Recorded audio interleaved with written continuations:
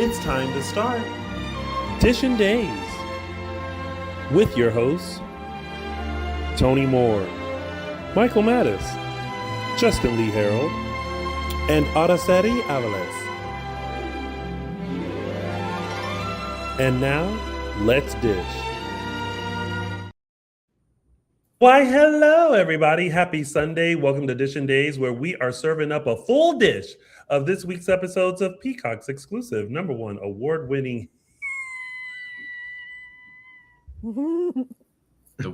hit soap opera, Days of Our Lives. Y'all were probably like, what is happening? Wheezy over there.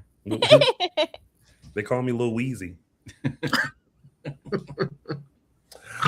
If you have not already, make sure you subscribe to our YouTube channel.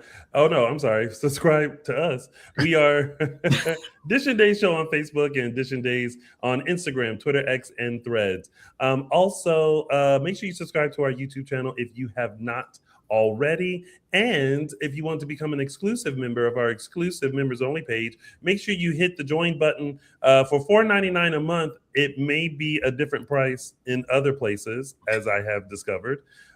You too can join us.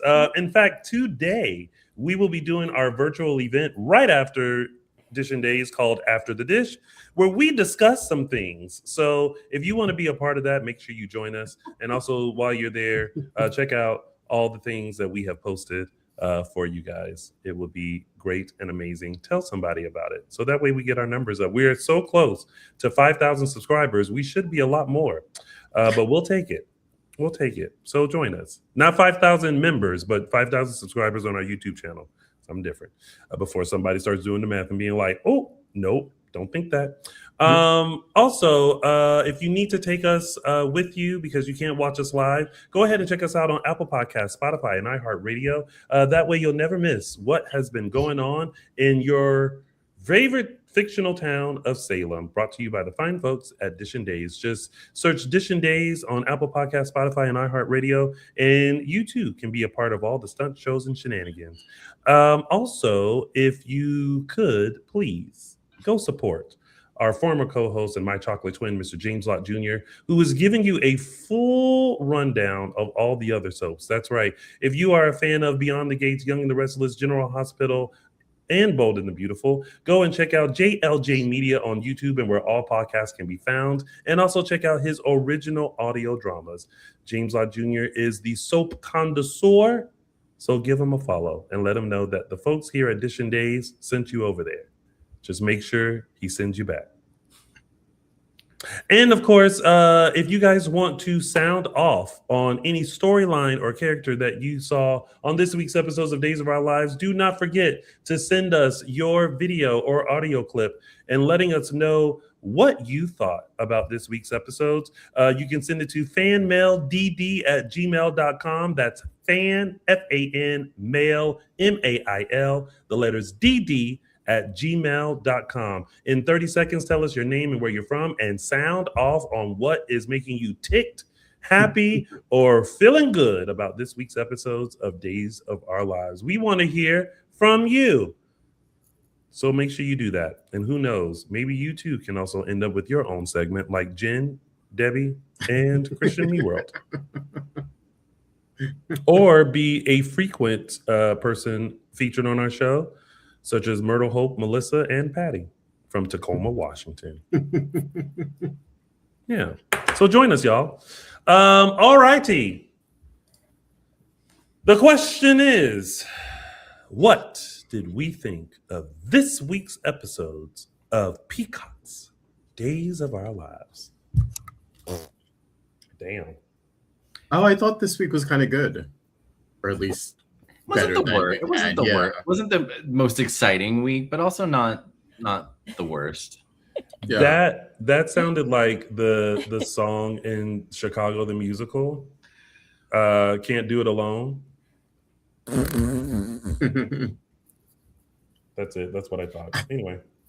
That's what I thought when you said that. Yeah. Yeah. I feel like we're moving the stories along. Are we? We got a little bit of movement. Again, not exciting movement, but movement nonetheless. If there was actual movement going on, this week's 5 shows could have been compressed into 2. Dang. And that would have been actual movement. But it's okay, guys, because I'm smiling today. We know why you're smiling. I'm smiling. It's all well, it's like it's not all good, but it's like you are not smiling about this show though. I'm not smiling about this show. Okay, so don't give people false hope. Yes. Well, I'm less pissed off than I would be. We'll see in 30 minutes. We'll see in 30 minutes. That's just true. This can change depending on what storyline we're talking about.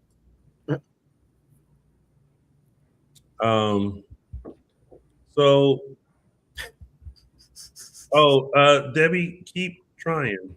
It should just be a 30-second video and you can email it to us. If it comes in as a link, it's fine. Or you can use WeTransfer.com. I thought this week was okay. This is going to sound very bad, but I felt like at some point it just started becoming noise in the background. Mm-hmm. There's slight movement.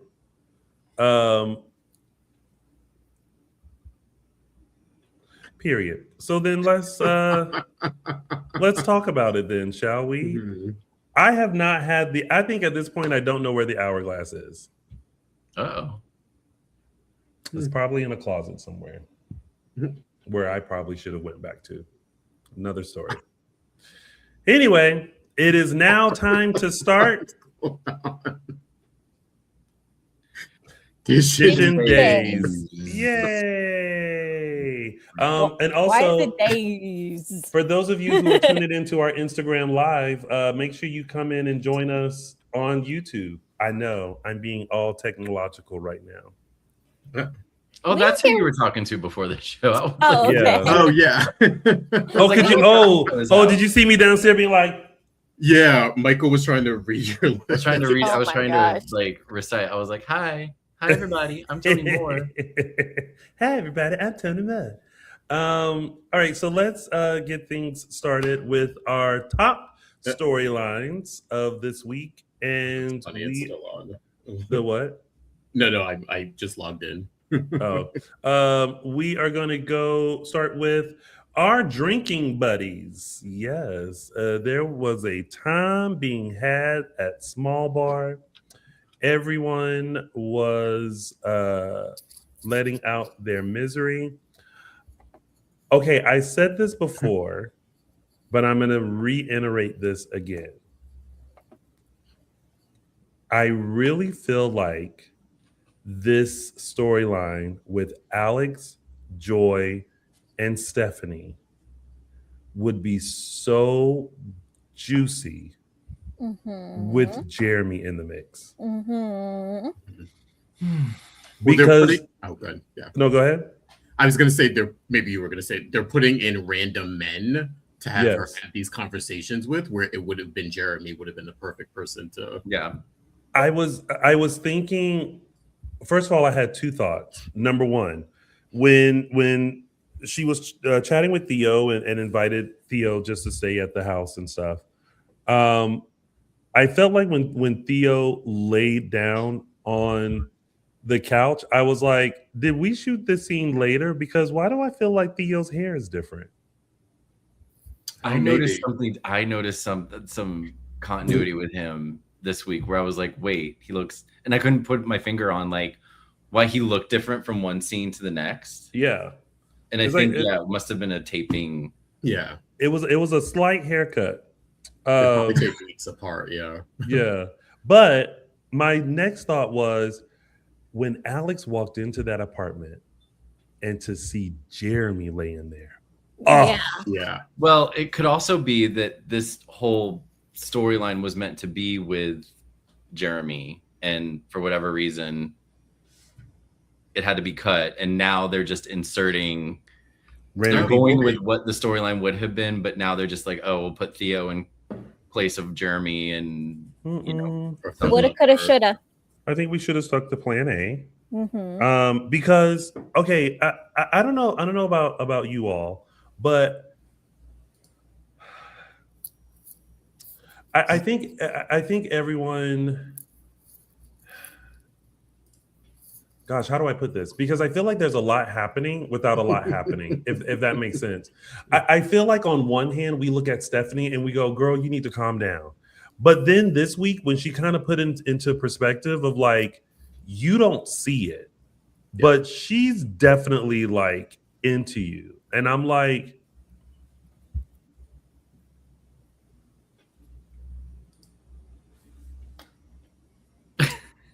yeah, they're making him slowly nice because I feel like before he was sort of getting it, where he was like, I know Joy's she's being a little annoying or like being or pretending to be helpless, and I get it, and I'm not gonna fall for it. And then I feel like this week, or maybe like this week and like half of last week, they've totally like changed on that. He's just like he's gonna spend the night, and he's getting her the room, and he's tucking her in bed. It's like, now if he was gonna take her somewhere. And was that okay? So the issue was she couldn't go up the stairs, so that's why he took her to the Salem Inn. Yeah. The ground. He took her to the ground floor of. Okay, doesn't the Kyriakis mansion have a bedroom or two on the ground floor? I mean, like going maybe. Well, there is an elevator because they had one put in. That was like a plot point for Sarah. I feel like that would have lessened the sting of going and spending the night with another woman. That was my first instinct as well. Yeah. Or, I mean, again, it may be a little too soon, but he could have just taken the baby for the night. That, or it's, I'm just kind of she like, wouldn't have been okay with that. Yeah, that's what I'm saying. I mean, well, that would.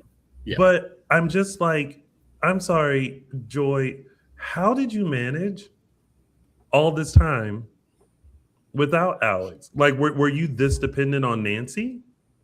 Probably. I think maybe she realized, like, she wasn't. No, I don't think so. I think like maybe she realized after having the baby a little while, she was like, I need. Yeah. Maybe she decided she didn't want to do it by herself, so that's why she, look, the issue is just for a couple of days that she physically can't, lift Kelsey without getting vertigo or without potentially like harming herself or dropping Kelsey. That's a serious concern. But both things can be true. And she's definitely still after that man. Oh yeah, no. Here's the thing. I think she 100% has genuine whiplash and could not take care of Kelsey because you think, oh, baby's so light, but no, but they move. They're not like barbells or dumbbells. Like they move and they wiggle and they scream. So no, that wasn't happening. But she also is full 100% using what is true to her advantage. Mm-hmm. Yeah. And on the other flip side of that, both things can be true. Joy can 100% be playing things to her advantage, while at the same time, Stephanie wake up and act like a grown-ass woman. There are ways of expressing your hurt without acting like an itty-bitty baby yourself. Well, because like, I mean, having a couple of drinks, yes, I understand. Because sometimes you're like, "Ooh, child, I just need to." Mm-hmm. But then, like having Theo stay over and stuff like that, like, it was definitely like a way of getting back at Alex. That is just so beneath her.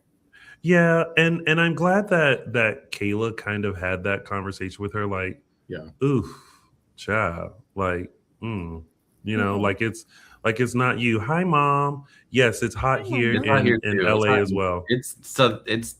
It's not Southern California. Where is she? South Carolina. It's South Carolina weather here now. We got the humidity. It's 85 degrees. It's not. It's cute. A lot. Yeah. It's hot everywhere. Hi, Mama. But yeah, it's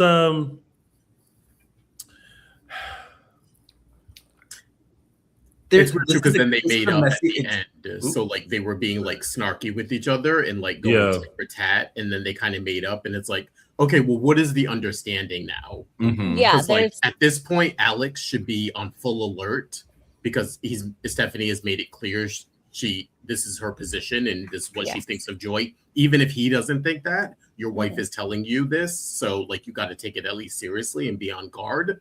But also like, okay, now is the opposite of that is her life lesson of like knowing when to insert yourself in the middle of them when it's not reasonable and knowing when to like be able to do that and not do that. I think she's also learned that lesson. So I don't know if like the conflict, of course, is not resolved. We see that Joy has definitely has her sight set on Alex. The way she So, was like, putting on that makeup. Oh yeah, You know, I mean, she's not putting on makeup to go to bed. Yeah, she's putting. No, on exactly. Yeah. Yeah. I was like, you're hello. bored. Yeah. Well, listen, we're not the only ones who have varying opinions about this. Our friends from Tacoma, Washington, wanted to take the time to sound off about this particular storyline. So here are their thoughts about the Alex, Stephanie, and Joy saga. Melissa here. I'm Patty. And we're from Tacoma, Washington. So this week, the whole Joy, Alex, Stephanie thing is just ridiculous. Stephanie's trying to warn Alex that Joy's trying to mess up their marriage and, you know, pull him away from her. And he did, oh, it's not happening, it's not happening. Every time Joy calls, Alex runs out the door. He doesn't even tell Stephanie where he's going. So why wouldn't she think that Joy's trying to interfere and stuff? And I get the whole gun thing was out of line, but Alex should have never given her the key in the first place. So he goes to the hospital, the kid's okay. Then Joy's all fine, but then, you know, she gets checked out. Next thing, Alex is in the hotel room with her. She's all dizzy with a neck brace on and this and that, which makes no sense. But I guess Sarah was the doctor. Then Alex goes in the bathroom, has to come out with no shirt on after Joy reapplied her makeup so she looks all good. How does he not see this? He's an idiot. And then he gets mad because he walks home and Theo is sleeping on the couch.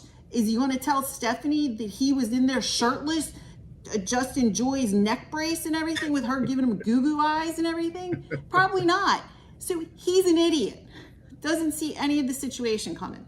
I think that just goes to the point of how the writers completely sacrifice one character just to prop up bad characters. With Joy now.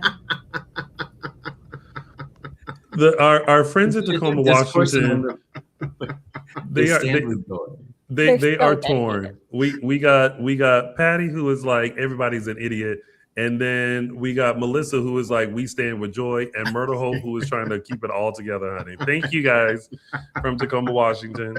But it's true. I mean, at the end of the day, you know, Joy is, you know, as much as you want to be like, oh, she's just being a mom, and you know, she's informing Alex of like when things are happening. It's kind of like you're using this to your advantage to like, if you broke a nail, oh my God, I broke a nail and I can't hold Kelsey. Can you come over and help? You know what I mean? That's what it feels like, rather than just like, you know, it's always a state of panic. Like, girl, how do you break down on the side of the road and get in a car accident all in the same day?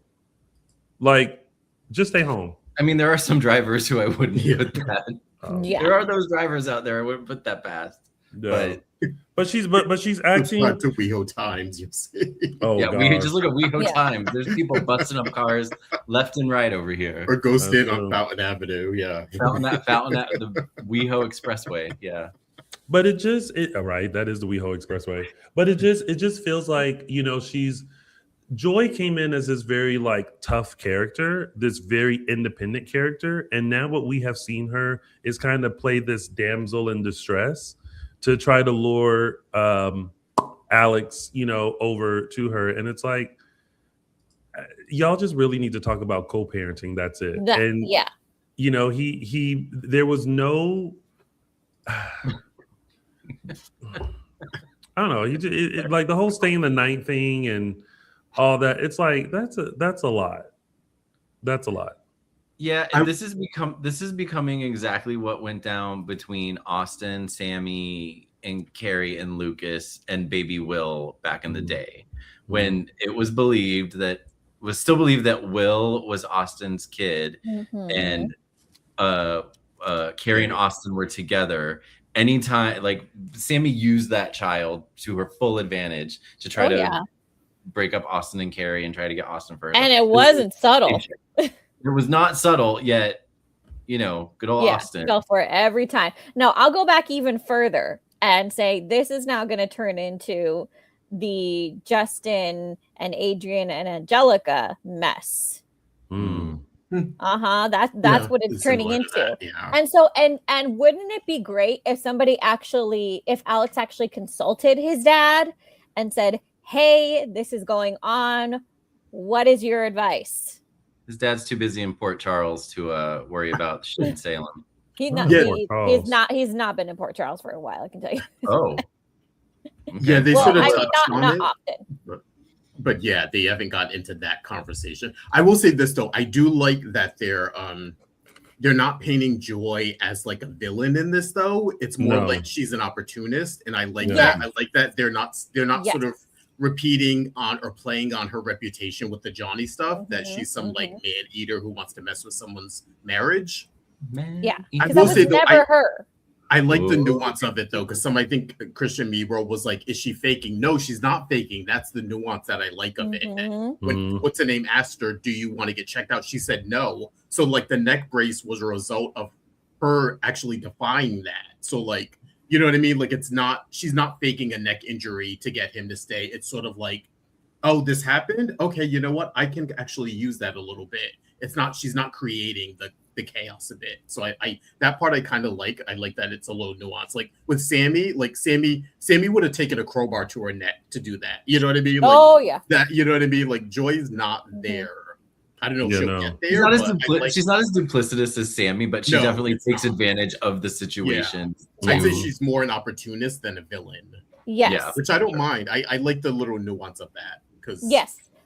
And but the thing is that I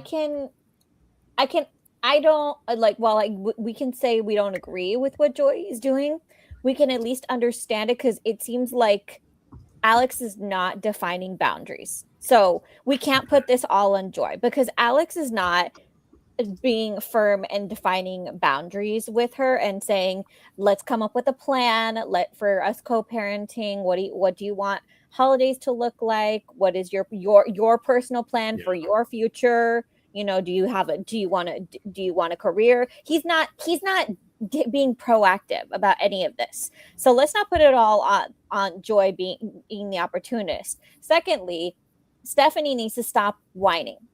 She is pulling all of this little kitty stuff is way beneath her. She's letting this woman get to her. And I know the situation is different than when Kayla and Steve found Trip. Trip was an adult, but take a page out of your mama's book and be a little classy about it, sweetie, because like it or not, that baby isn't going anywhere. You can feel any way you want about the mom, whatever stuff she pulls, but at the end of the day, she's not going anywhere. So you're going to have to deal with it like a grown-up. I also think with Joy, and she's mentioned this now a few times, and it keeps coming up. I see it as like a theme coming through, that whenever someone questions her, whether it's Kayla or anyone else, or even Kate just casually talking to her, she keeps bringing up of like, oh, I sacrificed and left so you guys could be together. It's sort of like, I guess a regret, but she's saying it more as the baby. But I think she's internally, it's like, oh shit, I stepped aside so you two can be together, kind of a thing. So there's a little bit of that coming through, I think, too, that maybe she's like, oh, now, you know what? I shouldn't have done that. I should have stayed and fought and had my baby with my man. You know what I mean? Like, again, her and Alex weren't this big love affair. But who knows what would have happened, or if it would have gotten there, if she stayed and announced her pregnancy. Well, all I know is, Stephanie, keep your good eye on that hoe. Because I know we ended the week with them kind of making up and being copacetic and a mild understanding about the situation. But all it's going to take is for Joy, like someone said earlier, like, oh, I broke a nail, or oh, I have diarrhea. You need to come take care of the baby. Oh, no, not the Taylor Farms lettuce. I know someone's gonna eat Taco Bell, and she's gonna be like, I've got the atomic shits, and the baby's crying. So, oh no, and he's gonna be like, okay. But Stephanie needs to be more strategic though about it too. Like, be a little bit more devious. You can't be the screaming harpy wife, like in the corner, screaming every time she calls. Like, you got to be a little bit more have some more discretion there with her. Yeah, I mean, honestly, guys. And I would feel so much better about being on Stephanie's side and supporting Stephanie in this, because she's done nothing. Not because she's done nothing. She's technically done nothing wrong.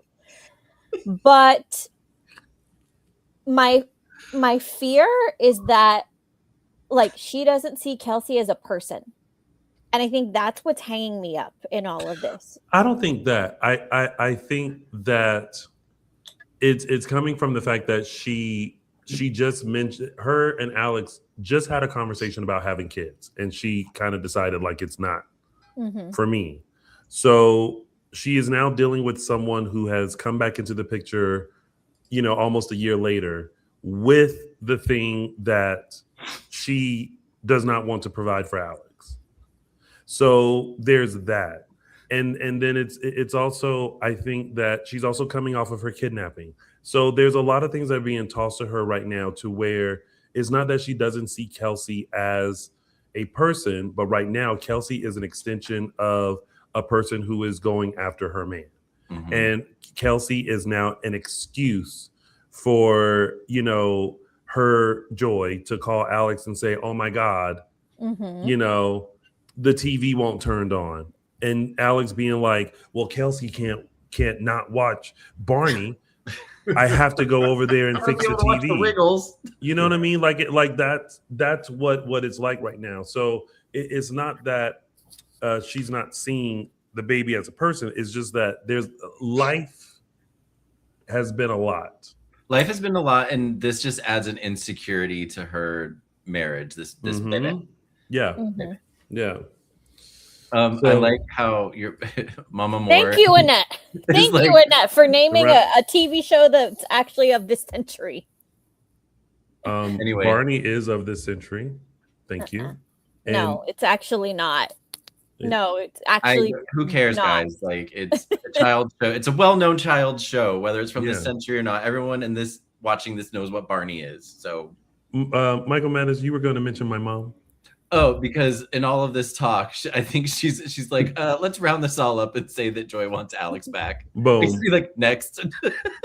Right. That just tickled me a little bit. She's like, yeah, that's it. Now, wait a minute. Now, Araceli, doing the math, what is a century to you? Not.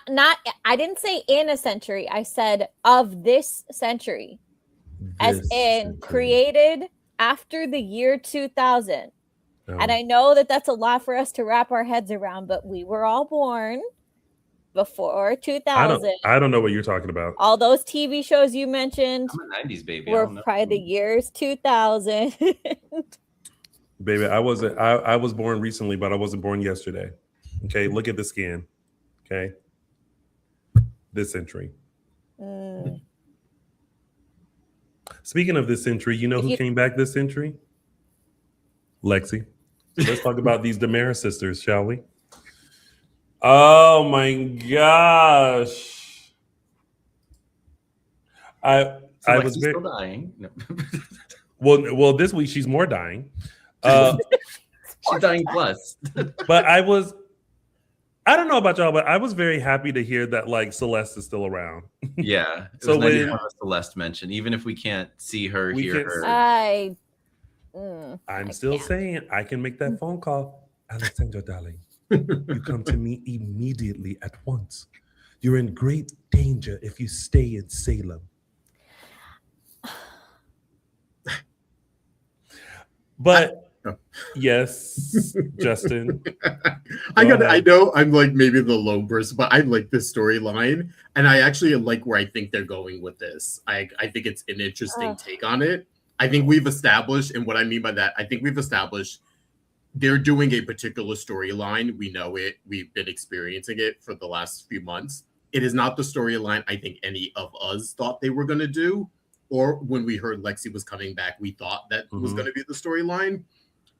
I think they're doing a particular storyline. I actually do like the second half of this. Has been impressing me more. I think they've been giving Nikki Crawford some really great material to do. I think she's been knocking it out of the park. I think the sibling stuff has been incredibly strong. I wish they did more of that. And I like where I think they're going with this storyline, which I think is an interesting way. I'll say it right now. I don't think she's going to quote unquote die. I think Lexie is going to go away. And the premise is that we are going to hear that she died or whatever. And I think they're possibly will put this on ice for maybe a later date for her to come back. And I like that they're not rehashing what we saw 14 years ago. or at least I think hopefully we're not getting the slow death where everyone comes to see her and says goodbye to her, and then she dies in the garden in Abe's arms. Like I'm glad or at least I hope we're not getting any of that. I like the plan that she is saying is going to happen. I will say this: if they do that, because I'm with you, Justin. For a second, I was like, okay, maybe Lexie won't die, but she'll go away. Yeah. And this just kind of leaves it open for her to return. And maybe what they were doing was just kind of toying with us with this. Now I have to give kudos to the writers, especially if this is what you were doing. Kind of being like, what if we brought Lexie back? And we can't get Renee Jones, but we're going to recast this. Let's just see how the fans receive this, right? And I have felt very strongly about this storyline.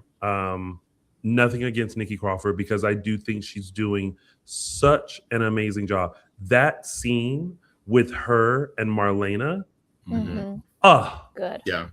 Very good. Sorry, can you guys see me? I can't see myself. You're frozen. So okay.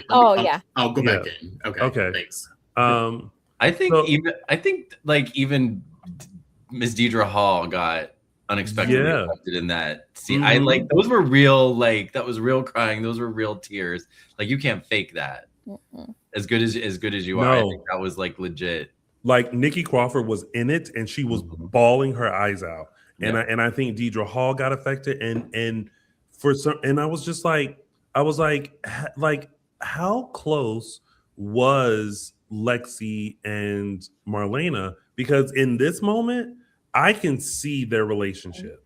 I can see how close they were, how things like it was very telling. But I do hope that the writers are just kind of being like, let her go away. Let's not let her die again. Let's let her go away, because they can manufacture anything. When she's away with Celeste could have did some crystals on her. Also, Ralph mysteriously disappeared. Like I was like, oh, as soon as he left, I was like, something's going on here. Yeah. Maybe Ralph is over at Meliswin looking for the orchid that's gonna help Lexie or something. I don't know. But if it goes this way, I like that maybe she's just going away, rather than, because I would be so upset if they did kill her, because I'm like, I understand the overall thing, because this also uncovered, I feel like this storyline also wraps into the storyline with Holly and the death of Destiny and the arsenic thing. Like it all kind of rolls into each other, which I'm like, okay, yes, all right. I'm kind of seeing how we're putting the pieces of the puzzle together. But if they kill her, I will have a fit. Yeah. I'd rather her go away, let some, get some mojo on her, and then if they see fit, really do just bring her back and just have her part of Salem. I remember Nikki in our interview saying that she was only supposed to be on a short time and then they extended it. So I wonder if they even saw what she how it was going. They're like, oh, we need to write more, and maybe you guys have a point where now they're resting her. They're like, okay, we got to figure out how we bring her back in a more qualitative way. So we'll sunset her for a minute and then bring her back. And maybe that's kind of leading into whatever's happening with, now that she has blabbed on EJ to Kristen, what he plans to do with Kristen. Maybe it's, slumber party on the island. I don't know. Right. I know. Right. Okay, look, here's where I'm at with this whole storyline. Nikki Crawford, with the material she's given and the history that she's been given with for the character, I think has done an exceptional job for being a newcomer to daytime, for being a newcomer to the storyline, for quite literally stepping into the lion's den. She's done an exceptional job.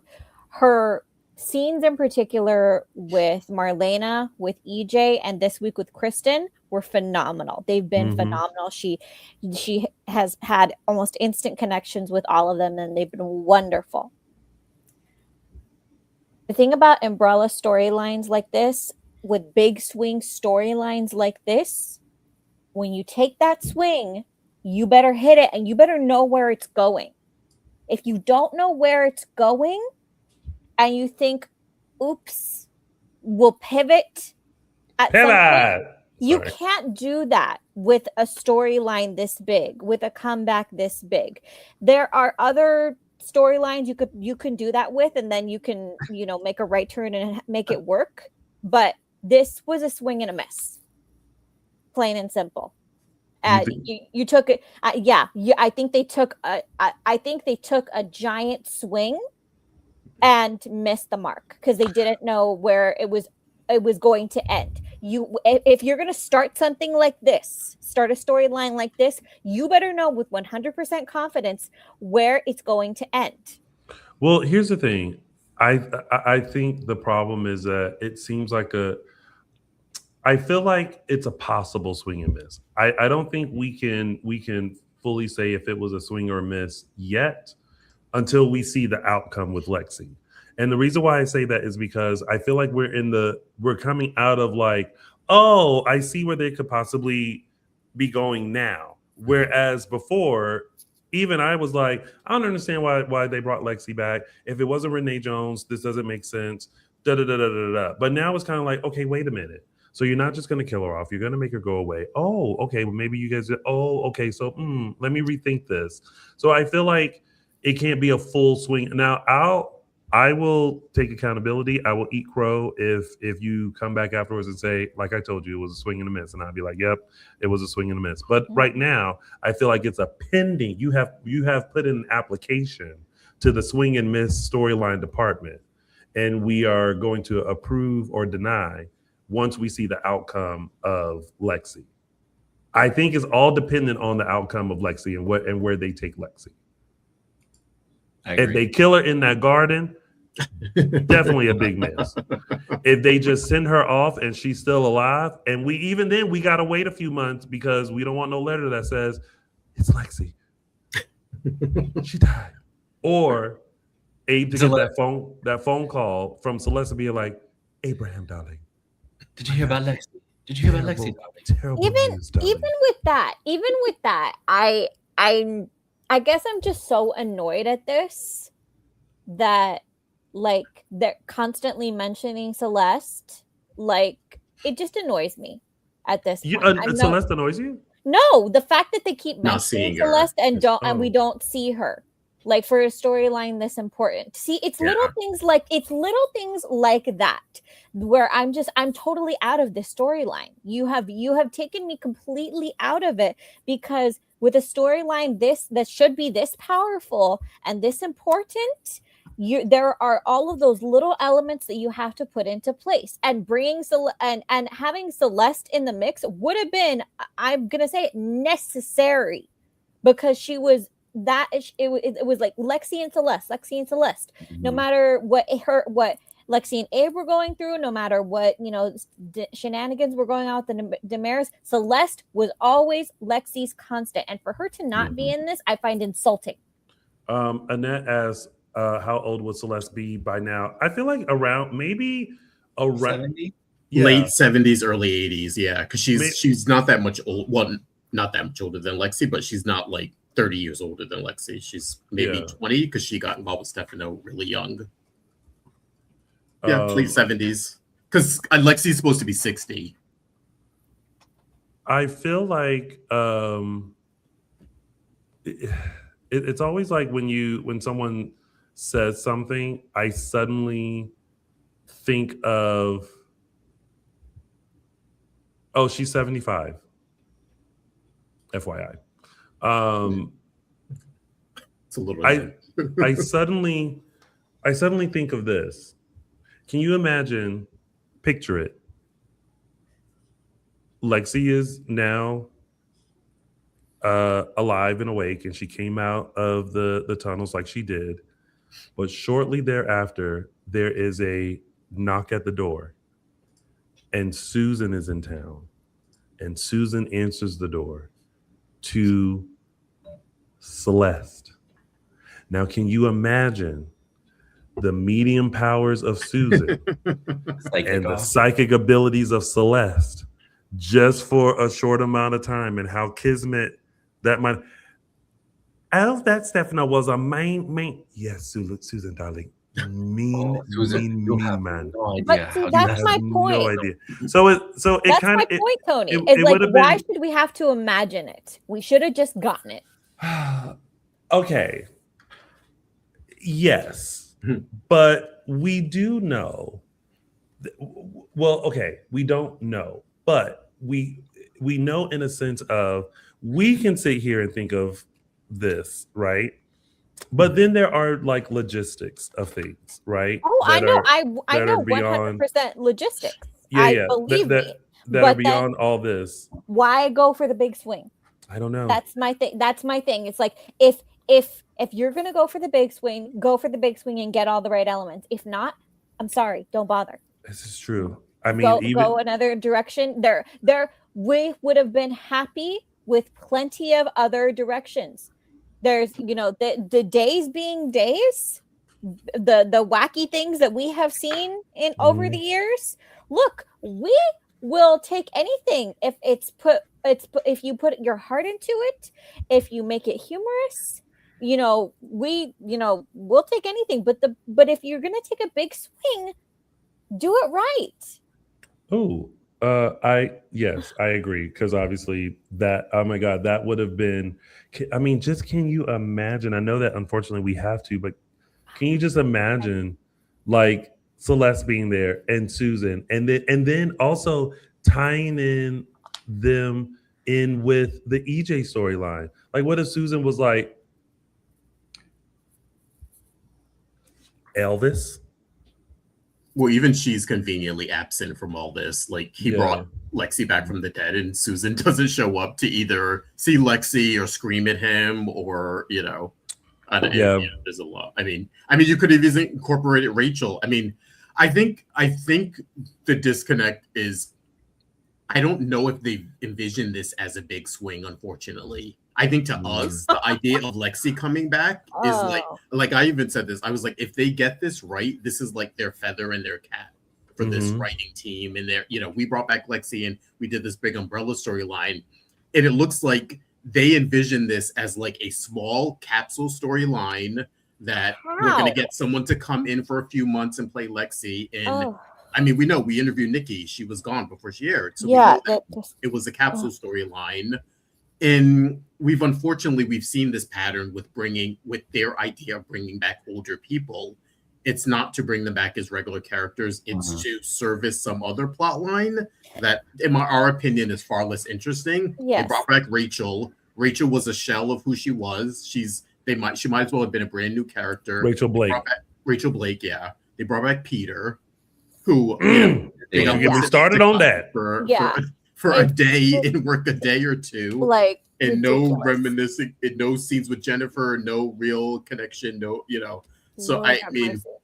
Like I said, I've liked this storyline a little bit more, but I think because of what they're giving her and just seeing her and the latter part of it, and I like I said, if it's going the way we think they're going, it caps it off better than I thought it was going to cap off. But we'll see. I stand by what I said at this. I stand by what I said at the start of the show. Oh, you said that. Yeah. Well, speaking of the rest of the sisters, let's go on to some other sibling rivalry with Kristen and EJ and Rachel, Marlene and Brady.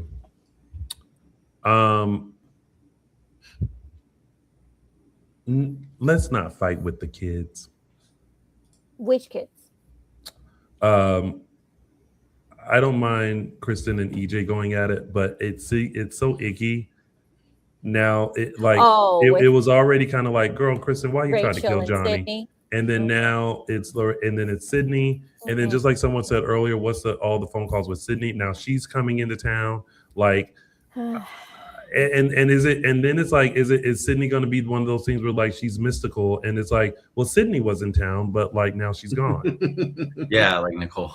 Like Nicole. So I don't know.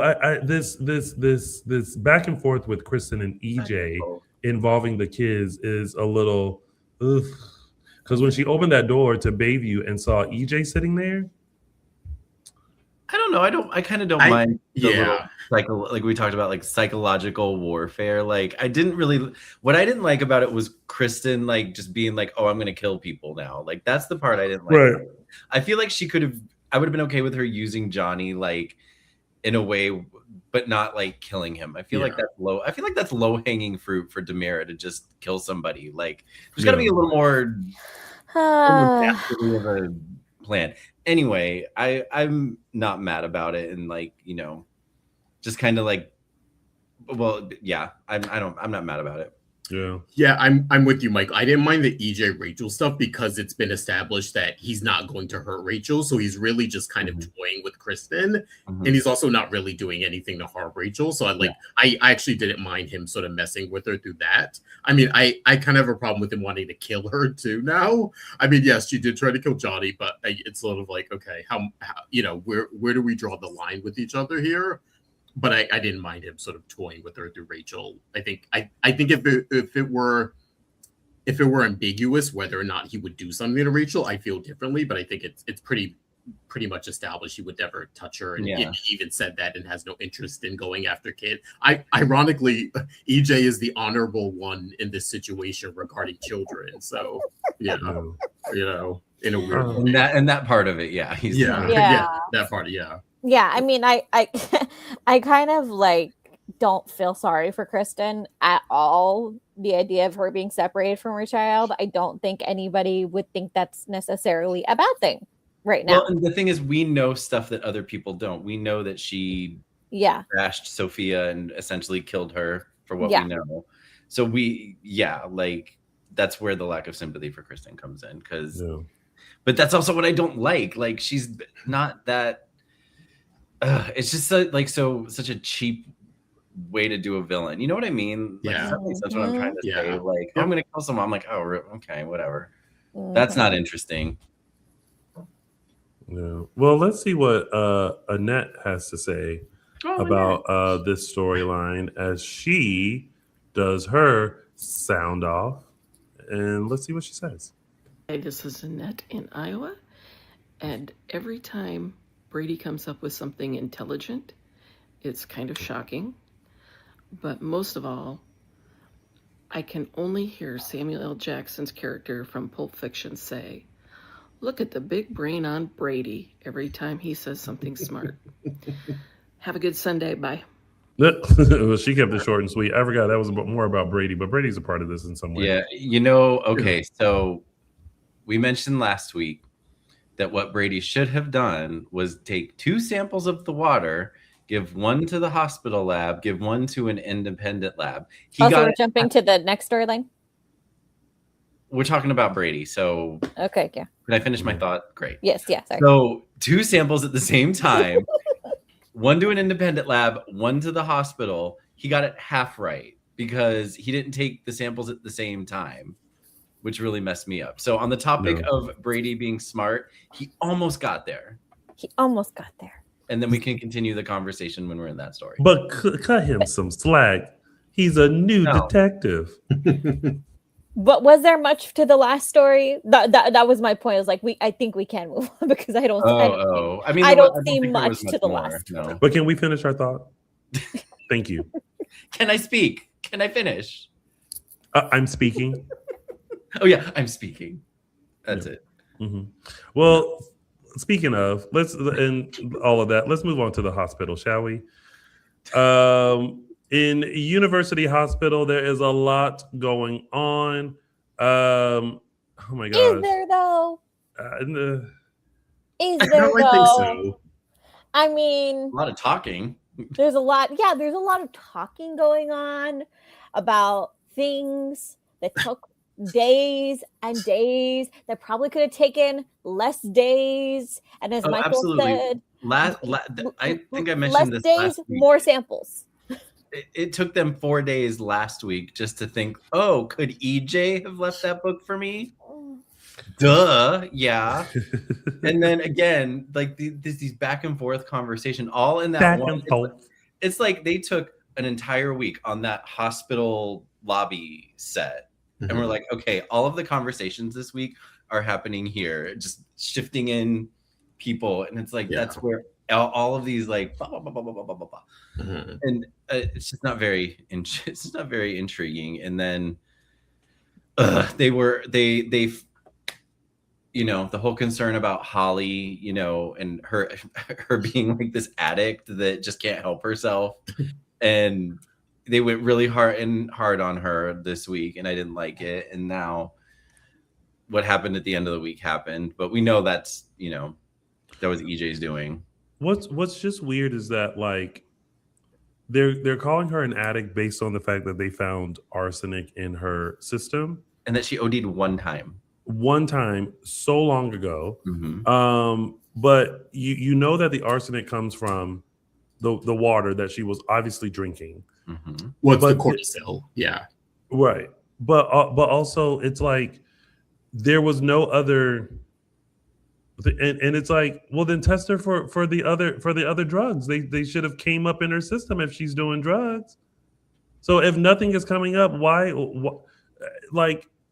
And then, you know, we discussed it a few weeks ago when Brady was like, I've been an addict. I know you try to hide stuff. But I'm like, yeah, even though you try to hide stuff, you're still a little... something is still wrong with you. You know what I mean? Trying doesn't mean you're succeeding. And so it's and then I feel like EJ reached an all-time low when he put those pills in Holly's bag.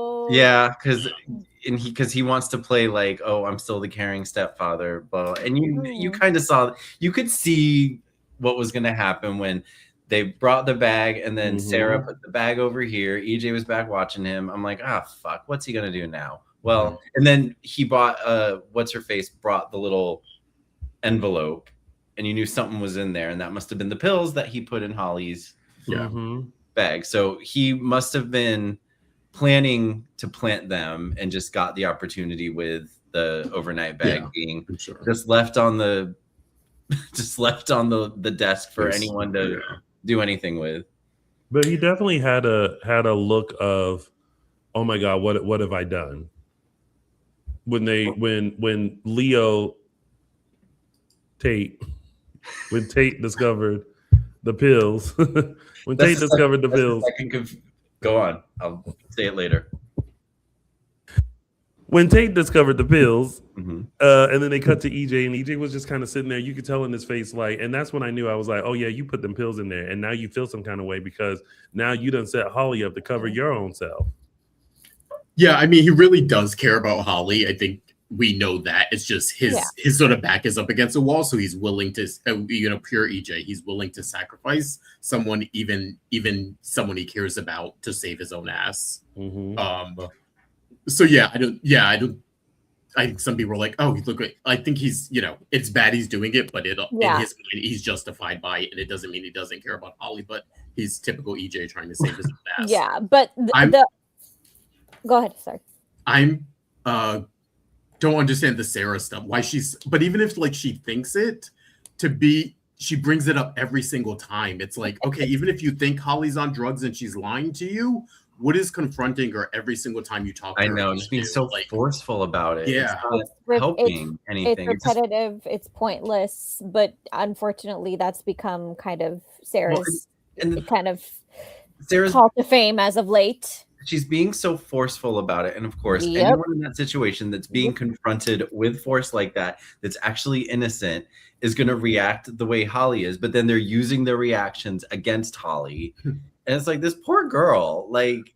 Well, actually, what I think it is she's pressing it because she needs an answer. Sarah needs an answer as to what is happening with Holly and what's happened with Destiny. And she keeps looking at the piece of paper, and the piece of paper keeps saying 2 + 2 equals. And she's like, 2 + 2 equals 5? No. 2 + 2 equals 7? No. Oh, wait. No, Holly, you're on drugs. You're on drugs. Tell me you're on drugs so that I can write 4. Mm-hmm. But it's weird too, because also she's also having these conversations where they're discovering and believing that EJ's manipulating things and he's, being a villain. And it's like, well, you don't think he has something to do with this? It's like you're believing he messed with the water sample, but you don't believe he may have done something to Holly. Like that's where I would go. Exactly. I thought EJ, I'm like, okay, maybe he drugged her, or maybe he's manipulating something. It's like you already believe he's behind this. Mm-hmm. You want, when you walked into that room and saw them together, you want EJ to get away from her, but you're not putting the two and two together to think this is the part that he's also manipulating and working behind the scenes. I don't know. It's a little weird to get to this point. You know who would figure it out looking fabulous with some fabulous boots on? Detective Jada Hunter. She'd have the shit figured out and done. But where's she at? Not here. Laid up in the bed with Sean. You know who is figuring this out? Who? Don't you say Brady? No, hell no. He's trying. He got it half right. Like the fact that because they started talking about, we sent a sample to a lab. I'm like, oh great. He said it. Then it's like, oh wait, you went back. He got points docked for a rookie mistake. Because any trained lab technician will tell you that they never take just one sample of anything. But I digress. No, it was not Brady. I was thinking of Dr. Marlena Evans, who rightfully pulled Kat into a meeting and laid out her theory for her. How did she? I was like, wait. Huh. Question about this, because when Marlena sat Kat down and revealed all of this, yes, maybe I was forgetting. Maybe I could possibly be. I'm like, who told her all this? Where did she get all this information? Brady did tell her this. Brady told her this, but Marlena is smart enough to. Marlena knows the Damaris better than anyone. She was smart enough to call Brady on a couple of things. Number one being that EJ would absolutely 100% save Holly and throw her under the bus at the same time. Mm-hmm. And then she said, Brady was like, I don't know where we go from here. And then Marlena says, I have someone who might be able to help. And then the next scene, we see her talking to Kat. Yeah. Yes. Mm-hmm. Mm-hmm. I have more faith in those two than anybody else in this entire storyline. Yes, because Marlena, no one knows the Damaris better than Marlena, so no one is more equipped to know what EJ is and is not capable of. And Kat has already been very close with EJ, and she's the one person, despite all of Rafe's protestations, she has done her job and she's done it well. Mm-hmm. I have with a some question help from the sister. No. I have a question. Do you have Felicity? Just like speaking our minds. Speaking of Felicity, do you have that same faith that Felicity can drive a $250,000 Lamborghini? No, and this is where we have to suspend disbelief. And don't come at me in the comments for being like, she doesn't believe that a person with disabilities can do this. I'm like, no, there's not even that. There are people who are can't drive a Lamborghini. Let somebody hand me the keys to a Lamborghini. I would be like, no, thank you. I will take this on the Civic. Be the one on WeHo Times Fountain Avenue crash. Yeah, you don't give a kid, essentially a kid. She's a child. She just got her driver's license. You don't hand a kid keys to an expensive car like that. Girl, she grabbed when he said it, I thought he meant like I'll take her and like I'll take her down to a track and we'll speed around or we'll drift a little bit. Yeah. Not with her driving. I'm saying him driving. That's what I thought he was saying at first. And then like as the conversation went, he was like, oh, she's driving. I was like, oh, wait, what? Like, okay, we're going a little bit too far with this. The storylines. Yeah. And that's what I mean, Ellen. Ellen's like, disability or not, she is too young. Baby, I'm too old. Don't put me in no Lamborghini. First of all, I couldn't even get in. You know, sometimes the Lamborghini doors, they open like this. I would be at the door like, right. I can't even open the doors to a Tesla. I was gonna say the Tesla ones boggle me. Like, there there are so many people now in this day and age who are figuring out that you can't even get on an electric scooter. You can't even No. on one of those e-bikes or those electric scooters. You can't even handle yourself. So if you can't be trusted to handle one of those, Kurt, please stop. don't even. That's too much. Can you imagine that's the next plot? Joy gets into a car crash with Felicity. That's the thing that dies. Can you imagine? That's what we're gonna Take get. away Joy's license. Jesus. Right, Joy, just And move back it's to New Joy's York. fault, child. not Felicity's. It'll be Joy's fault, not Felicity. Can we all give a big round of applause and congratulations to the new owner of Salem University Hospital, Gwen Wrischek. Yeah. I do like this. She got money. A large. Hey, some people be gay. People be gay. People be gay. People be gay. I was like, okay, congratulations, Gwen. Kudos to you. You now in charge of the hospital, right in time when EJ tried to fire Sarah. I was like, not you coming in trying to fire Sarah. You better be careful because Gwen is coming in with the karate chop 1-2. She said, I'm ready. Yeah, I think we had the EJ stuff was fine for this plot line. It feels like they're also wrapping up this plot line. They're like, the drug with Rolf didn't work. Lexi's dying. We lost our money. Gwen lost her money there. We're dissolving sort of this friendship, this investment thing is kaput now. So I actually like the idea of Gwen coming in because I also think it'll give Gwen something to do permanent outside of just kind of walking around and interacting with the men and stuff. Yeah. Also, I think there's a chance for them to like dig into like the family stuff with Gwen, her owning the Horton Hospital now, her Kayla's her aunt. You know what I mean? Like there's a lot of stuff. There's a lot of family stuff that can arise or storylines that we can get out of Gwen owning the hospital. Yeah. And I did when Kayla called Gwen, I was like, Kayla seems awfully happy to be able to tell Gwen. And I was like, I don't remember her being like a big fan of Gwen, but I think she was just so damn happy that it's more against EJ than Gwen. Yeah, that's like anyone could have. Yeah. But honestly, if Ava was buying the hospital, she might have even been a little. She was like, well, wait a minute. Yes.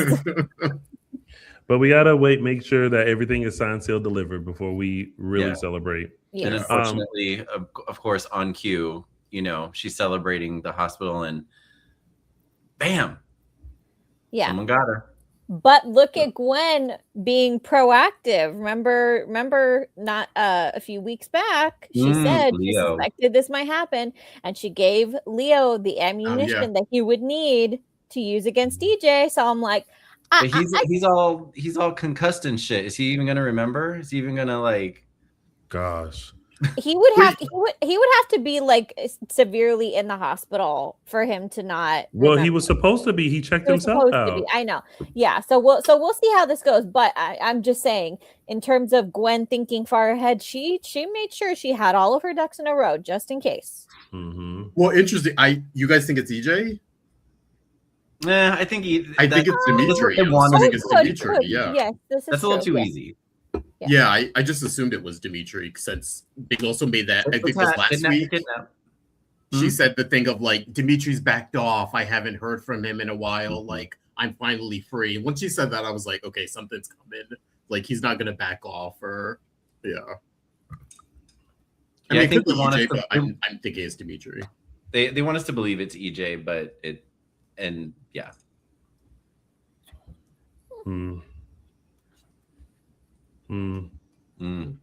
I do like the friendship with Tate. I like having another confidant in Tate and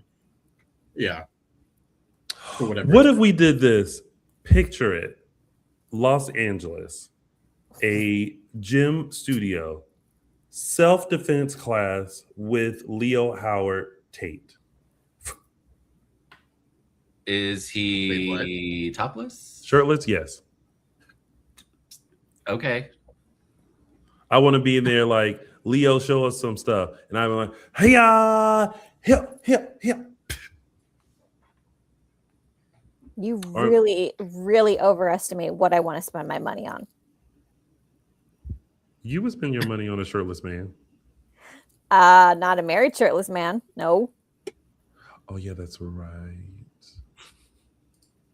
Well, it's eye candy, and it gets your body in motion. I can get my Body body in- Connection LA. There we go.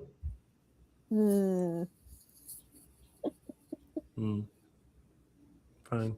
I'll just tuck that in the possibilities. Anyway, I did like that Johnny did confront EJ about the theory of he's the reason why Chanel had cancer, which I'm like, ugh.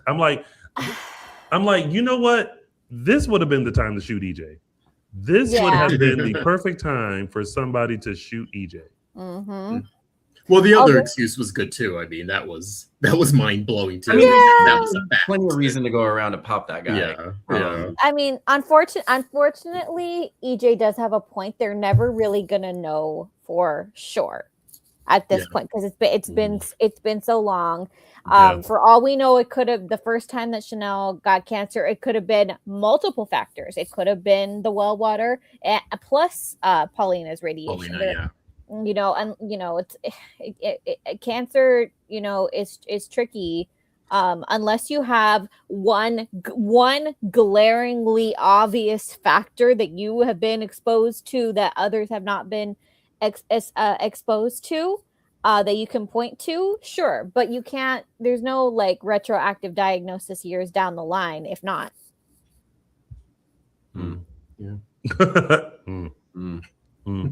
All right.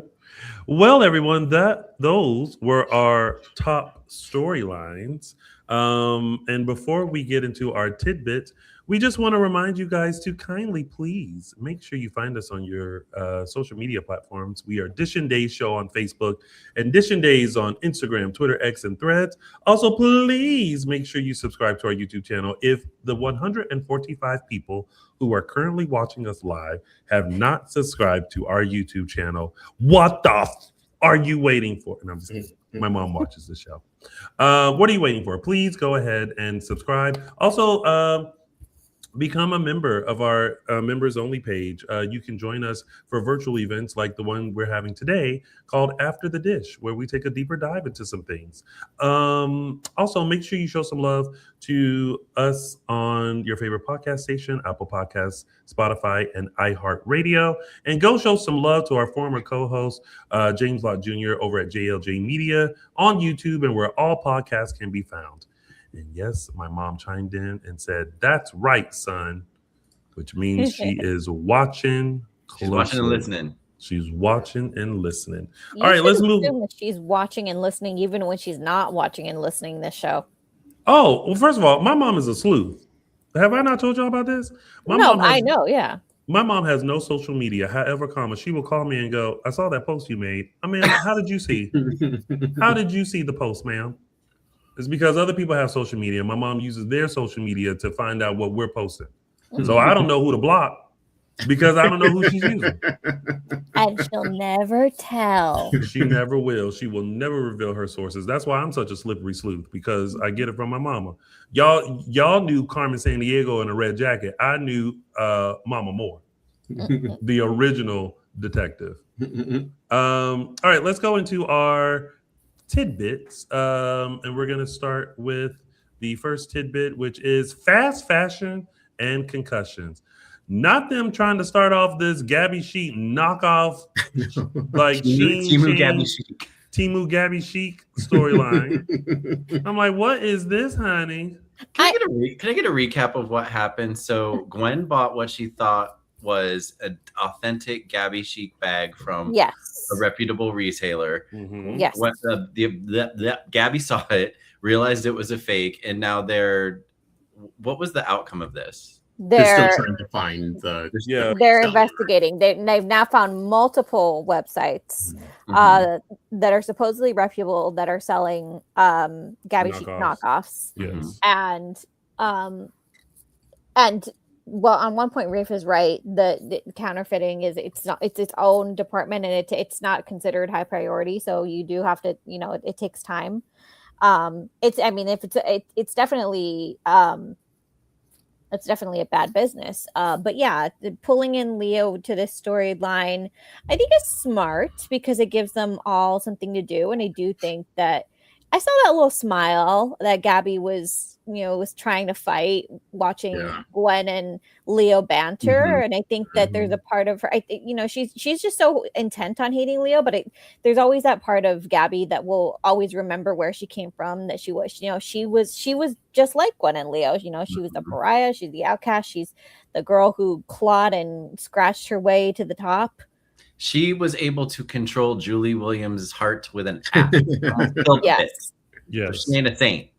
Yes. Yeah, I like this trio. I saw that too with Gabi. It was like, it's like she remembered, okay, 6 months ago, this person was living in my house and we were all getting along, and this person was a part of my family. And now the past, I don't know, couple of months, I've been running around sort of hating him, but kind of not hating him. And it's like that you could see the struggle in her face of wanting to like get on board with him, but kind of also keeping her distance. Like I don't need to like him, but I also don't need to like go out of my way to hate him. And he's got some use.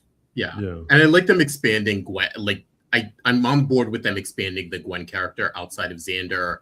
Like use everything that we know of her. Like the stuff with Gabi is nice because they've been sort of building that up since she came back. So I like them as friends, especially if we're losing Kristen as her friend because of this Xander stuff. Like, okay, give her Gabi and have them have some fun and relate. Let's have some fun. They're getting together with Leo. Hopefully she gets to the hospital. Like, I think this is how you expand a character and give them other things to do. They don't need to go away. They don't need to be stuck in a plot line. Just give them right for them. And use the talent. You know, Dan's a talent. You've been using him. Emily's a talent. Use her to her full potential. Just pivot them into something different.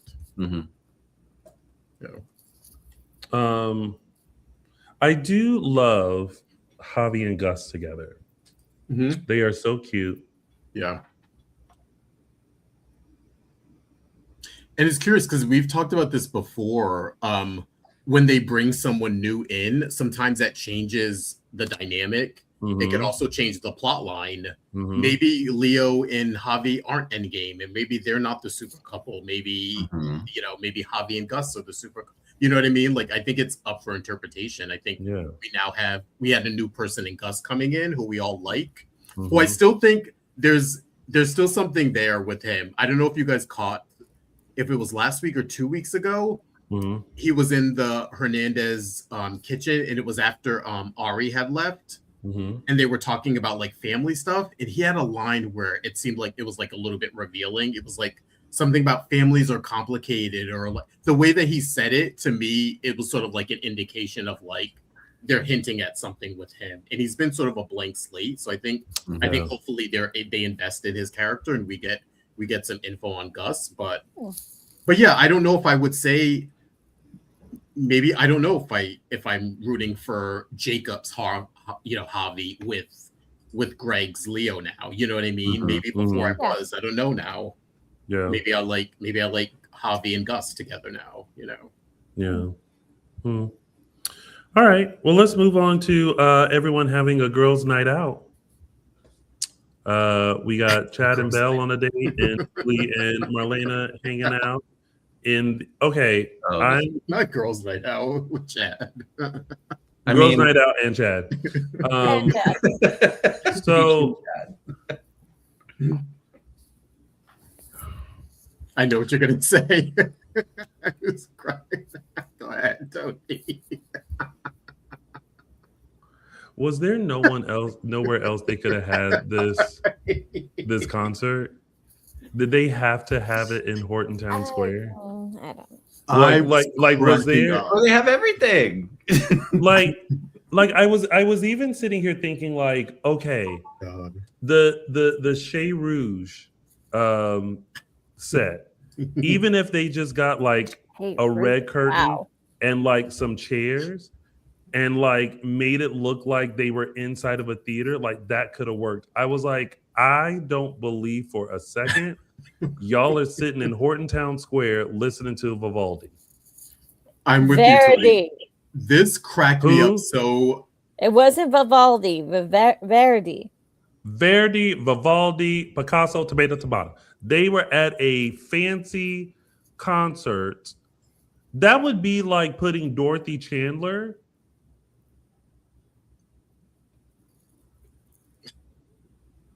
at the Beverly Center. Yeah. Ooh. Right. Not the Beverly Center. No, it did crack me up when I think Chad was like, "Oh, let's take our seats," and I was like, "Seats," and it was they literally The just bench? said the bench. I know. I was like, "Wait, this is the concert?" I don't know why it made me laugh so hard. I was like, I guess I didn't even necessarily think we were gonna get a concert set. Like maybe we were just gonna get them strolling, saying, "Oh, the concert was so great, wasn't it?" And it was gonna be a back and forth kind of a thing, but. Just the fact that they were like, this is our seat, and then they look over and it's Julie and Marlena sitting at a table. I was like, I don't know, it just cracked me up. I was like, okay, was it even necessary at that point? No, to have it was really Was it not. necessary to have tickets? Was it, you know, like even if it was this, even if it was like, you know, Verde in the park, and they took like the park setting and like and maybe like put down some blankets or something, or like set up chairs, like something that didn't make it the Horton Town Square. I can't even believe they spent money on actual instruments. What? Wait, we didn't see them? No, we saw people actually like doing something. Yeah, there were a couple of people. Yeah. Oh, maybe I was so checked out because of the fact that it was I think Horton Town Square. That was probably a BYO situation where, as part of being an extra, you provided your own instrument. Yeah, like the back of someone's head as they're playing a violin. Play your own instrument. So wasteful, like this whole storyline. Tickets and programs, but at least the program led to something. Now, I mean, like really, did it though? I don't know. It's like, you know, if you're gonna take Chad and Belle on this quest about the chess, I need them to focus on the chess. Oh my God. That's it. Yeah. What was the outcome of that? I feel like this all happened in the same episode that I either watched too early in the week and have now forgotten. Hold on. There's too much crossover. Michael Mattis, you finish, and then Araceli, you start.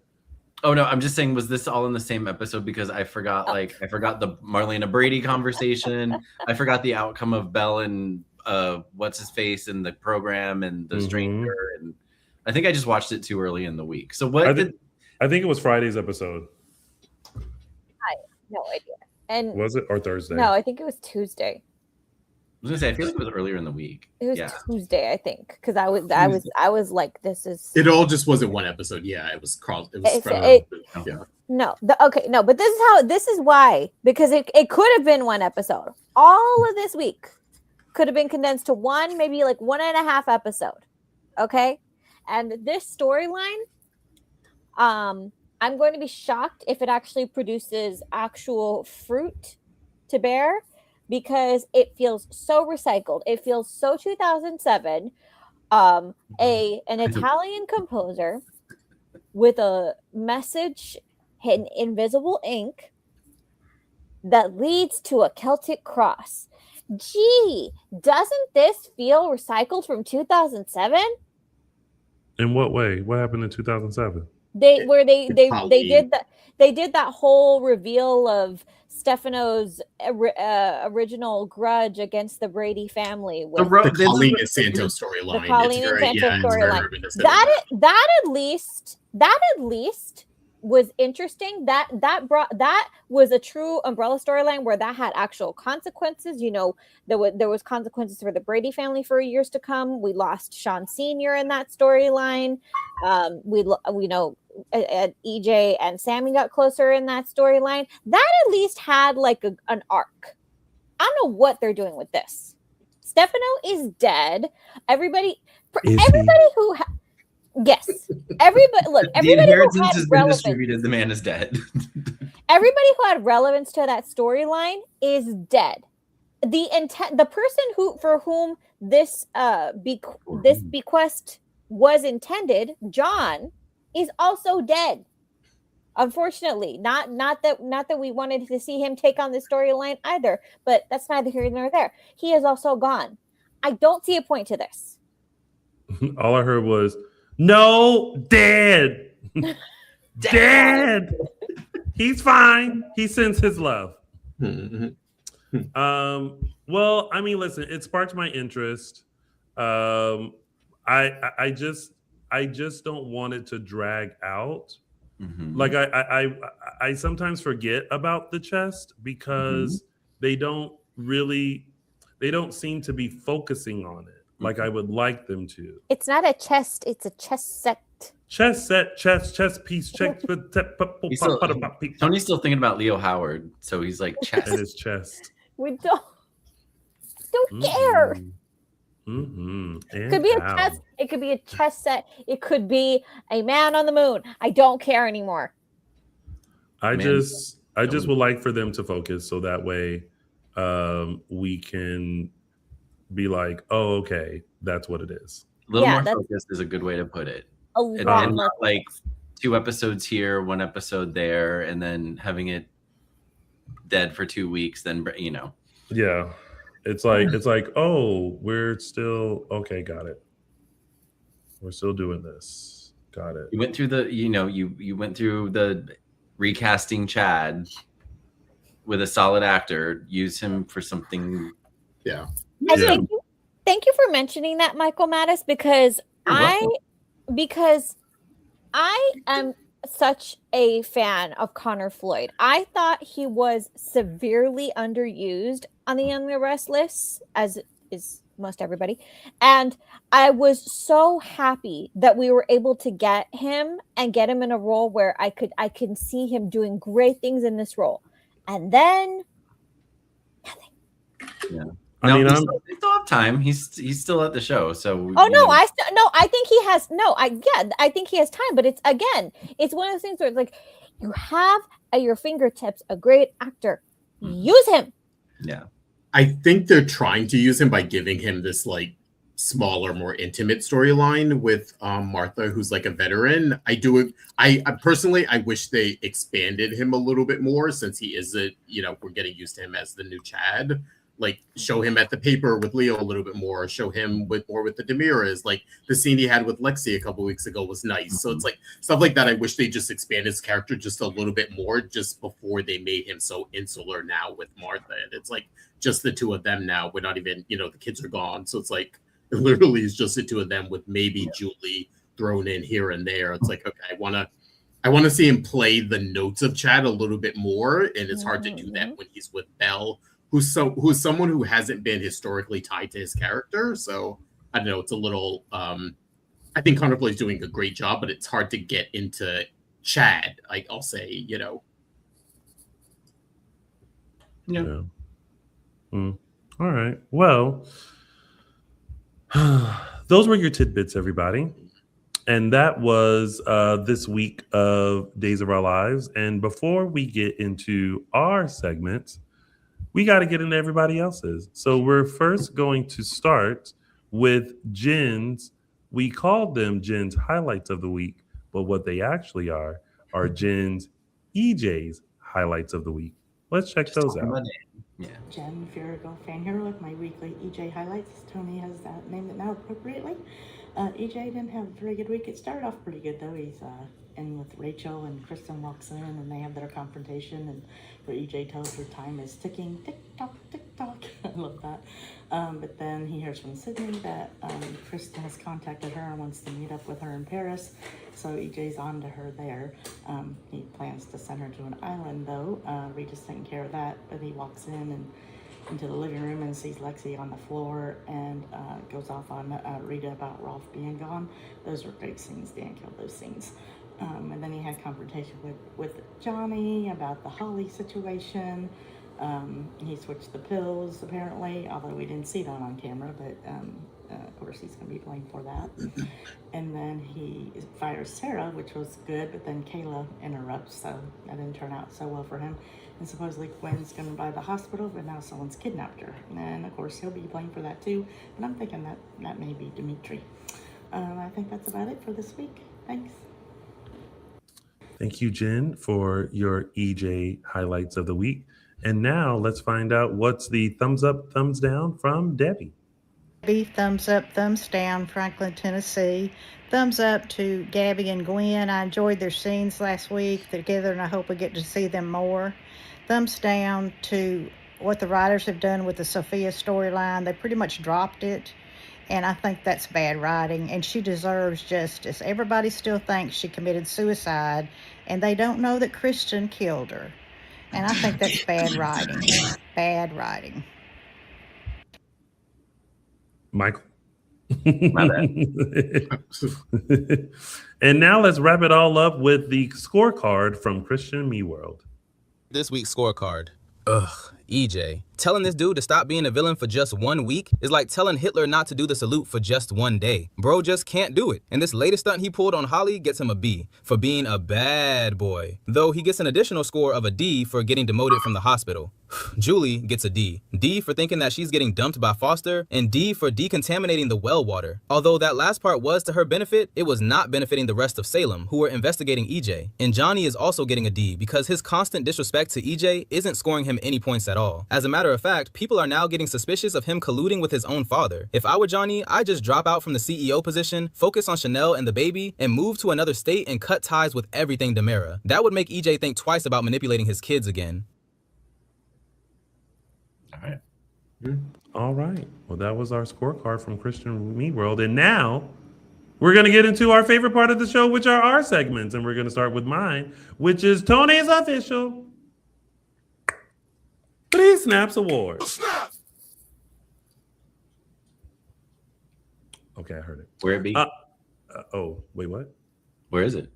What? My 3 snaps? Yeah, you got it? Oh, yeah, I got it.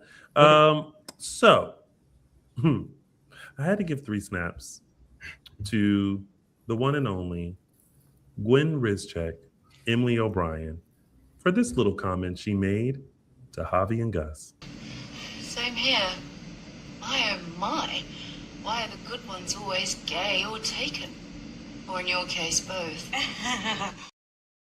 Yes! Because the good ones are always taken, but in our case, they're always straight. But Gwen Rizchek, Emily O'Brien, you get Tony's official 3 Snaps Award. Oh, snap! Because, girl, we can relate. All right. And now it's time for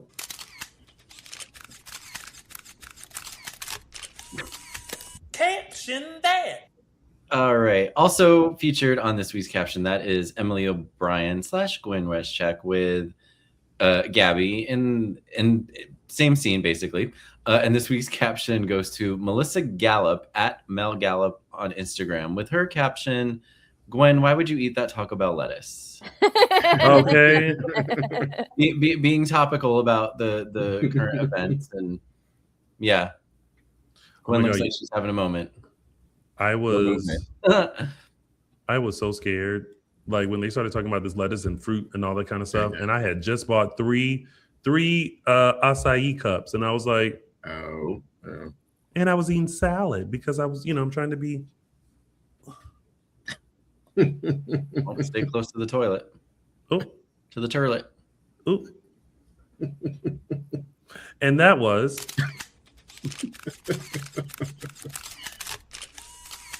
Caption That. And now let's travel, shall we, to those were the days. Damn. Taking it back to July 18th, 1995, where Soap Opera Digest chronicled the switching back of bows, where Peter Reckle was coming back and Robert Kelly was leaving. If you know, you know why.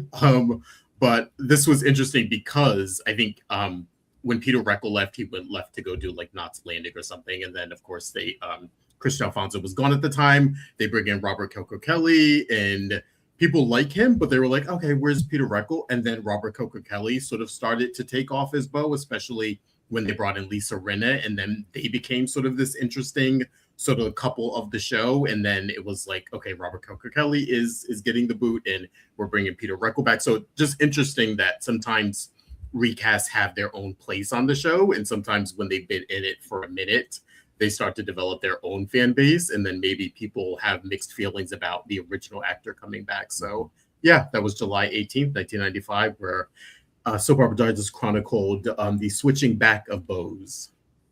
Can I just say, there's a lot happening with this cover. First of all, Days Robert Coker Kelly fired. Peter Reckle hired. But not only, so black actors need you. I know. Yeah, I know. And then on top of that, inside scoop on the Loving Murders. I mean, what was going on? It was the time.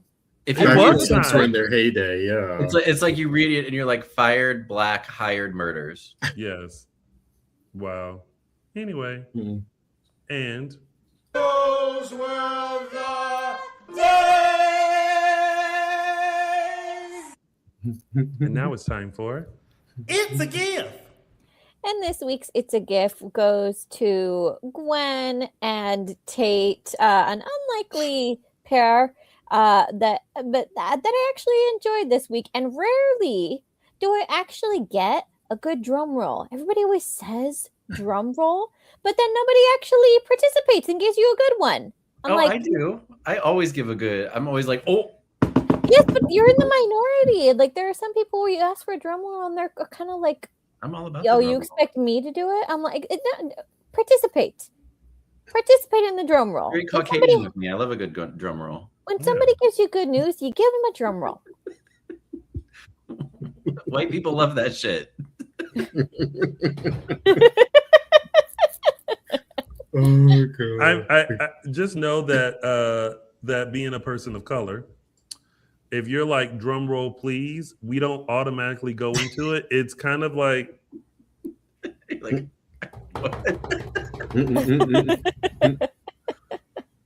What's funny, I mentioned this earlier. Tony, you misspoke earlier and called Tate Leo. Yes. Which is the reason I found that funny is because earlier when Araceli sent me her gift, she labeled it Gwen and Leo. I missed. She wrote it and she's like, "Hey, just sent you the gift. Let me know if it's okay." And I wrote back and I was like, "If it's of Leo, it's not okay."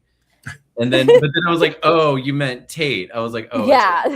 So like twice in a row, twice today, one of us has said Leo instead of Tate. Mm-hmm. Interesting. And that was point. Sorry. No, it's good. It's a gift. It's just everyone wants to call Tate Leo. Yeah. By his real name. Mm-hmm. Yeah. And now it's time for news and gossip. Starting off with some awards coverage, we want to give a big congratulations to Days for totaling 8 nominations. We have Stacey Hyduke, lead actress, Lindsay Godfrey, supporting actress, Al Calderon and Alice Halsey as emerging talent, Christopher Sean in guest performance, and then we received Emmy nominations in drama, writing, and directing for, again, a total of 8 nominations. Big congrats to all the nominees and Days as a whole. I think we're all excited. Sometimes you never know how these things are going to go on Tuesday. And some stuff came out Monday night, and then it was like, okay, where are we going with this? So I think Days has a reason to celebrate. I think they've had a pretty good year with these nominations. Then we also want to congratulate former Days actors and still part of the family, Steve Burton, who got nomination for a lead actor, and also Mike Manning, a nomination for a supporting actor. So big congrats to them as well from our Days family. Loving it. Then also on the lookout for interviews with your Emmy nominated Days cast coming up this week. Be sure to subscribe to our YouTube channel to see when they have been posted. And then we also want to give you a reminder that the Dishin Days Awards voting has beginning last week. We have 7 categories to vote in. Voting is still open until Tuesday, July 21st, 5 p.m. Pacific Standard Time. And again, you can vote as many times as you like, and the links are in our social media. And last time I checked, we had like over 2,000 votes. Oh, nice. Keep going, guys. Keep going to vote for your favorites. Okay. Yeah, make sure you're voting for your favorites. And everyone was like very like surprised and felt very honored to be recognized. And again, that's why we started the Dishin Days Awards, because at one point in time, we felt like the Emmys were not recognizing some of the things that we saw that were great, whether it was storylines or actors on days. And so we started our own. So everyone, please make sure you you go and vote as many times as you like. Vote again. If you voted 5 times already, vote Yes. 5 more. Yes, you have until Tuesday. You got the time. Yes. If you're struggling between like who to vote for, go vote for both. It's happened. There've been past years where it's come super close. Very close. Super close. So if Very you don't close. want your absolute favorite to just miss out, you better do your damnedest to make sure that doesn't happen. That's all right. you guys. All right. Next up, we have some birthday shout outs to our friends of the show, Miss Judy Evans, Mr. Leo Howard, and Miss Anna Lynn McCord. They all celebrated their birthdays over the last week. Happy birthday to you all. Don't you mean Tate? Yes, he plays Tate. Next up, Sony has actually begun finally opening the vaults to some of the older Days episodes. Right now, you can find them on the YouTube channel Soaps Daily. Current episodes that you can stream now are from 1998 and 1999. They're loaded on the site, and they're kind of going at a rate of about 2 episodes per day. Sony says they plan to release more, but are going through the process of clearing the music from the episodes, which has always really been the biggest hurdle. People ask, why can't you do it? It's because back in the heyday when we, used to have all of the, music library, then the laws change. And so it's a whole process, but it's happening slowly. So if you want to see your favorite episodes from the 90s, go to youtube.com/soapsdaily. Next up, Mr. Freddie Smith, ex-Sunny on our show, has a new book out called Generation Effed, How Millennials and Gen Z Were Robbed of the American Dream and How We Can Fix Our Futures. I know that's right. This is a culmination of all of his social media videos. If you follow him on social media, he's gained a following, doing all that. So this is kind of a culmination of all of the things he's been talking about the last few years. And so congratulations to Freddie. His book is available now, and you can find him on social media at FMSmith319. And for Days fans who are attending Comic-Con is coming up real fast. I know sets are going up and everything else. Make sure to stop by and see our Days alum Tamara Braun, who is promoting her upcoming movie Drifter with Sung Kang and the rest of the cast and crew. And that'll be July 23rd through 25th if anybody is attending. And if you wish to see the movie, go to @DrifterMovie for the full schedule of panels and presentations specifically with Tamara. Yeah, next up we have some casting news. Lindsay Arnold's new movie, Meeting Marsha, has dropped their trailer. This is an LGBTQ plus indie comedy where Lindsay plays an aspiring actress who plans to propose to her girlfriend, but her plans get derailed when her long-lost biological mother shows up. The movie is currently on a festival circuit run, and check out Lindsay's social media at Lynn's Bleep Bloop to see when the movie is playing near you. Lynn's Bleep Bloop. And Lindsay's bestie, Miss Raven Bowens, is having another fundraiser for the Keturah Hamilton Foundation. This time it is the Skate to Educate Night. So it'll be an 80s skate night fundraiser towards building a school in Apamu, Nigeria. And so this will be in upcoming Tuesday, July 28th from 8 to 11 p.m. at the Moonlight Rollerway here in Glendale, California. Tickets are $43 until July 21st and then $50 after. So if you're interested and you want to go out for the night, please go and find tickets and more information at partyful.com and search Skate to Educate event. Yes. And that was News and gossip. Now let's see what's coming up on this week's episodes of Peacock's Days of Our Lives. Next week on Days of Our Lives. Would you look at that? Her bed is still turned down. Suppose that means she didn't come home last night. Can I go home now? No, honey, you can't. Why not? Because of these. My offer to bail out Titan, I'm rescinding it. You are my heart, my greatest treasure. I want your life to be bright and beautiful. What are you accusing me of? I think you can guess. You planted those drugs in her bag, didn't you?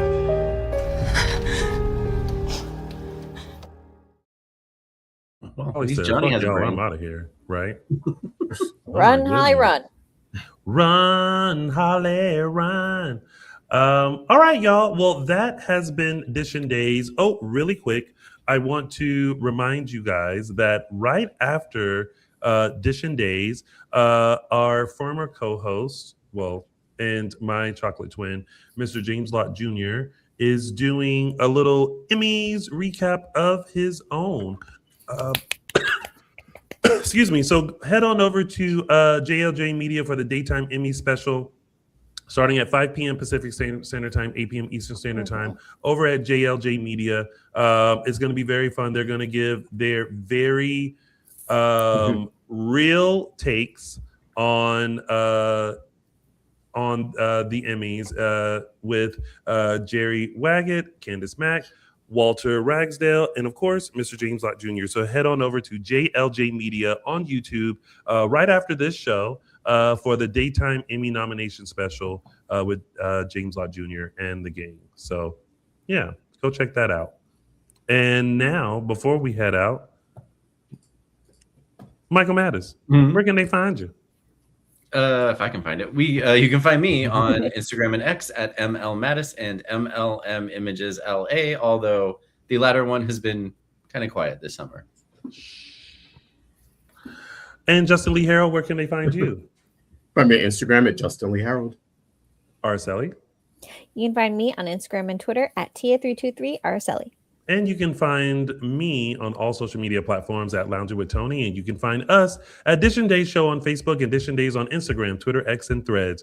We want to thank you guys so much, of course, for hanging out with us. We will be back next Sunday for another full dish of this coming week's episodes of Peacock's exclusive #1 award-winning hit soap opera, Days of Our Lives. And in a few minutes, we will be seeing our members in our virtual chit-chat after the dish. We'll see you guys next week. Enjoy your week. Stay safe. And of course, watch Days of Our Lives on Peacock Monday through Friday. Enjoy, everybody. Bye.